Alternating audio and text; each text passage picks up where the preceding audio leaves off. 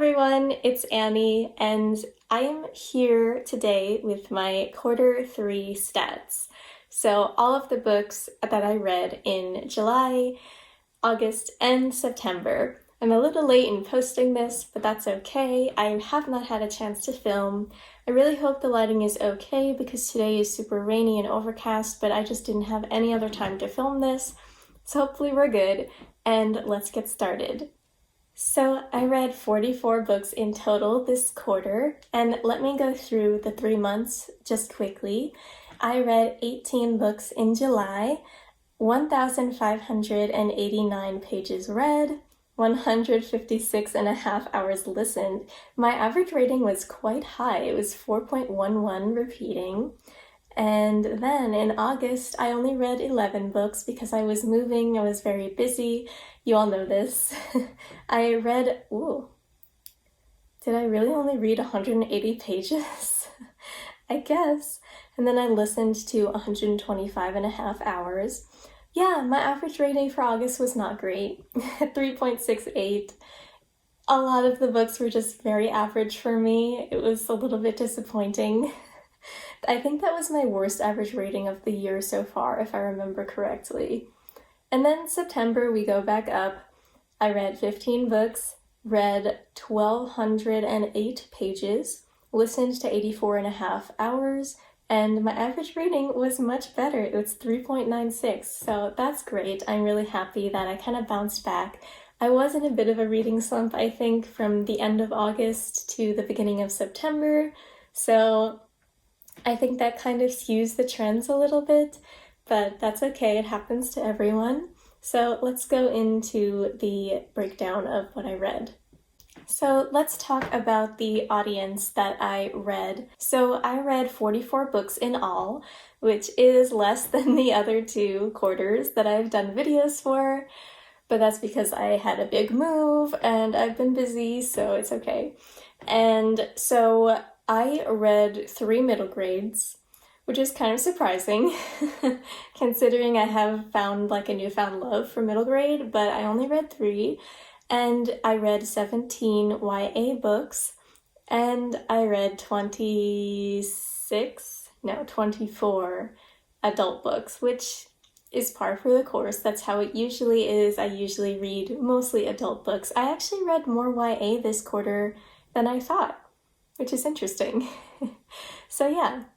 And then for the format, everyone knows I love audiobooks, so I read 33 audiobooks out of 44 books in total, so that makes a lot of sense. And then I read 9 ebooks, which I think were almost all e-galleys from NetGalley, and then I read 3 physical books, which I don't even remember what those were, but they're probably in this month because I just moved back to New York, and that's when I started going to bookstores and actually getting physical books again. So now let's talk about the race of the authors that I read. So how diverse was my reading during this quarter?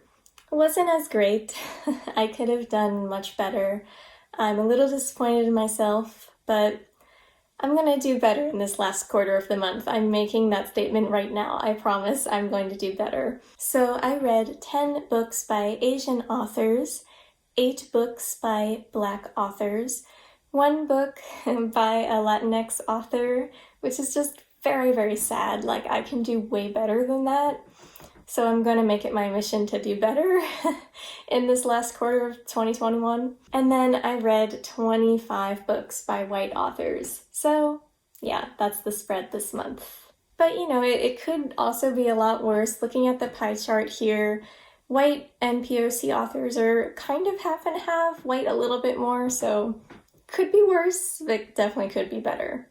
Okay, next, let's talk about the author gender identity. So I read 1 book by a non-binary author, and that was Eric LaRocca, who wrote Things Have Gotten Worse Since We Last Spoke. So that was an exciting read. You can see that in my Sapphic Reading Vlog, Volume 3. And then, no surprise, I only read 10 male authors and then 33 female identifying authors. So actually more male authors than I thought.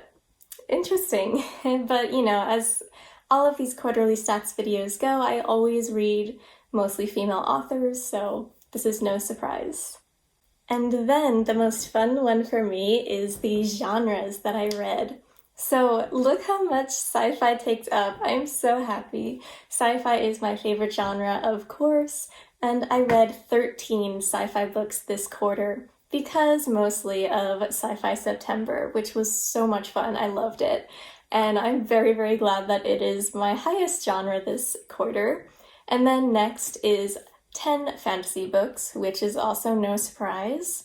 And then contemporary and nonfiction are actually tied for 5 books each, which is very interesting because I am not a very big contemporary fan, and I usually read more nonfiction than that. So that's very interesting, but my nonfiction will be way higher next quarter because of Nonfiction November, so look out for that. I guess I'm saving myself for that. And the next highest is 3 horror, mystery, and thriller books. I combined all of those genres into one because sometimes it's just hard to figure out which is which. Oh, and I also read 3 classics, which I believe were all Jane Austen. Although there might be one that I'm forgetting, but I'm pretty sure. I know I read Northanger Abbey and Mansfield Park.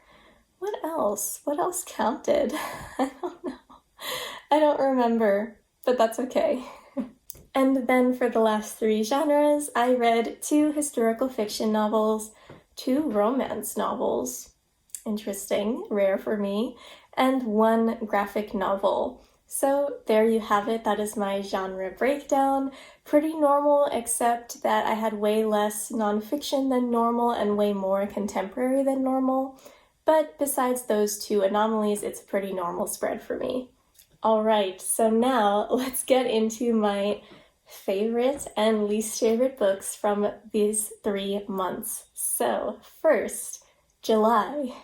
I'll start with my favorites from the 3 months first. So my favorite book from July was The Stars and the Blackness Between Them. I guess this is a contemporary, which is why I have some more contemporaries in this quarter. This was a beautiful, beautiful story about 2 Black girls falling in love. One of them is from Trinidad, and she is sent to live with her father in Minnesota, I believe, some snowy state that starts with M. And there she meets another girl who, I don't want to give it away, but something kind of bad happens. I don't want to say anything. If I say anything too specific, I will give it away. So I want you guys to go in without really knowing anything except that these 2 girls meet and fall in love. And this story is just so beautifully written, seriously. I think I talk about it for about 5 minutes straight in my Sapphic Reading Vlog Volume 2. So if you want to hear more of my thoughts about it, definitely check that video out. But seriously, this book is really, really worth your time. It needs more recognition. It is gorgeous. And then my favorite book from August. This is hard because I actually didn't read that many great books in August. But I read She Who Became the Sun. I buddy read it actually with Britt from Slanted Spines, and I loved this book so much. It was like a very strong 4.5, like 4.75, but I think I rounded it up to a 5. It was just so good. I love it. I love Du Chongba. It's so good. It had such amazing characters.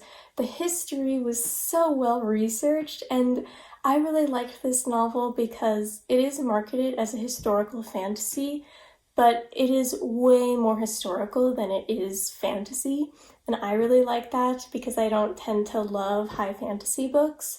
So I really loved that this was really steeped in historical China. I loved that, and just the little bits of fantasy sprinkled in were perfect for me. I loved the main character. She takes her dead brother's identity and becomes a monk, and then rises through the ranks of an army. And she's just so powerful. She is so cool. And there's going to be a sequel, and I can't wait for it. And then my favorite book I read in September, I actually read for my vlog where I read books past bedtimes, favorite books, it'll be linked somewhere. So Jess recommended I read A Good Girl's Guide to Murder, and I loved it so much. I gave it 5 stars. This was so amazing. It's so good. It is a YA thriller mystery where this girl named Pippa takes on a murder case from her hometown as her senior capstone project for high school. And she thinks that the man who was thought to be the murderer is actually innocent, so she sets to prove his innocence, and it's just so full of great twists and turns. It really keeps you guessing. The characters are all great. Like, I find that in a lot of YA thrillers, I hate all of the characters. They're just so annoying. I'm looking at you, one of us is lying. But this one, I loved all of the characters. They were just so well done. Even the side characters felt real. I loved Pippa and Robbie. They were so cute. And it was just so good. Please read this if you haven't already. The hype is absolutely well deserved for this one. Okay, so now for my least favorite books from this quarter. First, from July, we have The Lesson, which is so sad because this was a 5-star prediction for me, but it just did not work for me at all. There were way too many characters and POVs for me. It focused way more on drama between the characters, like divorces, infidelities, and stuff, than the actual alien sci-fi stuff going on. The concept itself was really cool about these aliens who land above the Virgin Islands and the people there have to deal with them, and these aliens are very violent. So that was such an interesting concept, but the execution just did not work for me. So I ended up rating this, I believe, a 2.5. Oh well. And then in August, I think I didn't really read that many horrible books either. August was just kind of middle of the road. So I'm going to skip this month because I don't think any of the books I read in it are going to make it on my worst books of this year list. So we're going to skip this. And then September. People are going to be mad at me for this. I already know. Because you were mad at me in my Sapphic reading vlog for this, but it's Crier's War. I did not enjoy this book. I'm sorry, I'm allowed. Like, I am allowed to not enjoy it. It just didn't work for me. It's not like I think it's a bad book. It just didn't work for me. It felt too fantasy, yet it was marketed as sci-fi, which was really disappointing to me. I didn't really like any of the characters. And the central romance between Crier and the human girl, who I don't even remember her name anymore, was not convincing for me. It was not enjoyable at all. And I just wish it was something different than it was. But I totally understand why a lot of people like this. And if you like books like Ember in the Ashes, you would absolutely enjoy this. So I'd still do recommend it, but for me, it was a 2.5. Alright, thank you guys so much for watching my quarter 3 stats, and let me know what your favorite book you read of the quarter was and your least favorite book. I am really curious. And also how many books you read this quarter. I'm curious as well. So if you liked this video, please like and subscribe to my channel. It really helps me a lot. And I'll see you next time. Bye!